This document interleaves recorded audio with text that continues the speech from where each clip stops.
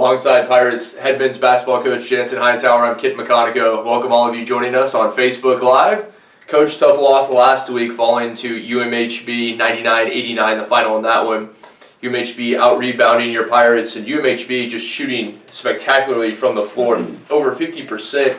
For your side, well, you guys were able to come back late in it. You cut it to a three-point game with a 16-2 run, but ultimately that is as close as you would get. Talk to us, if you would, about this game and about that run specifically when you guys were down and able to come back to cut it to three. Yeah, we had started a new offensive system, put it in about 5 days, and it worked. We got to the line 37 times.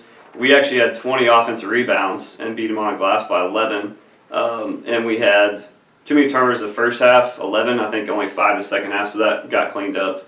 But I counted during the film, I think they made 10 tough threes, either NBA range or hand right in the face, and so sometimes you got to get some luck to go your way, and that didn't happen. Well, the Crusaders had 17 total threes in that victory. Obviously, that was probably the key for their win. I'm sure they would agree with that. But you mentioned all those tough threes from distance, the ones where you had a hand in the face. Not much you can do about those. No, not on those 10. But we did come back by getting to the foul line, scoring when the clock was stopped. Well, we pressed them some, caused some turnovers, and then we played some 2-3 zone. I think that kind of slowed them down or made them hesitant, whereas in our man defense, they kind of knew what they wanted to do. So we got them to miss enough to, cut it to three. Just dug too big a hole with the turnovers and, defensively, I think we gave up 4 or 5 layups in that second half, where I think we only gave up about 1 in the first half. Just too many easy baskets, in a couple spots that when it was an 8 to 10 point game that kept it at 12 would have made a big difference down the line. But saw a lot of good, like I said, 20 offensive rebounds. The guys are playing hard. 37 free throws is great. We got 3 or 4 of their guys in foul trouble on their team. So they're a deep, talented group. And so we're looking forward to these 2 games this weekend. Well, as you said, 2 games this weekend. You'll head down to Trinity University in San Antonio, the Leslie Robinson Memorial Classic. You've been off this week, finals week, the players focusing on their studies.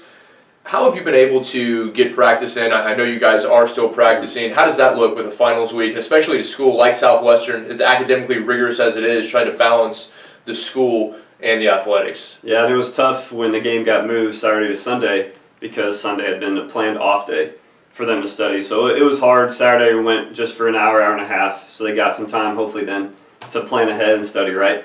I know they all were. So Monday we went for an hour on the court, that was it, and probably 30 minutes watching the Mary Hardin Baylor film. Off yesterday. Tuesday was an hour and 15 minutes, and today will be about an hour on the court and then prepping for Springfield College. What have you been focusing on this week in practice? Just getting more fluid in the dribble drive, attack, motion we've put in. Continuing to work on guarding the basketball.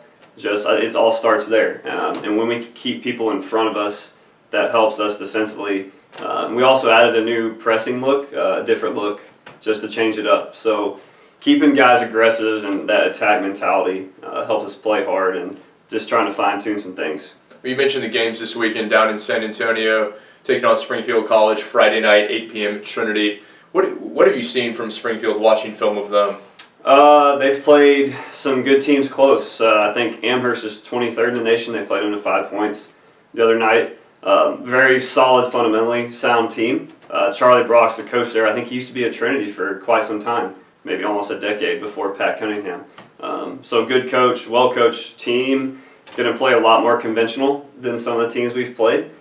So a half-court game where maybe we can pressure them a little bit. And so it'll be a solid game. I think they're 4-3, but we look forward to they're not as deep as some of the teams we've played. So hopefully we get, I think they have the Rookie of the Year of Division III, Jake Ross, from last year. So try to get him in foul trouble maybe as we go down there. What do you hope to see from your guys this weekend?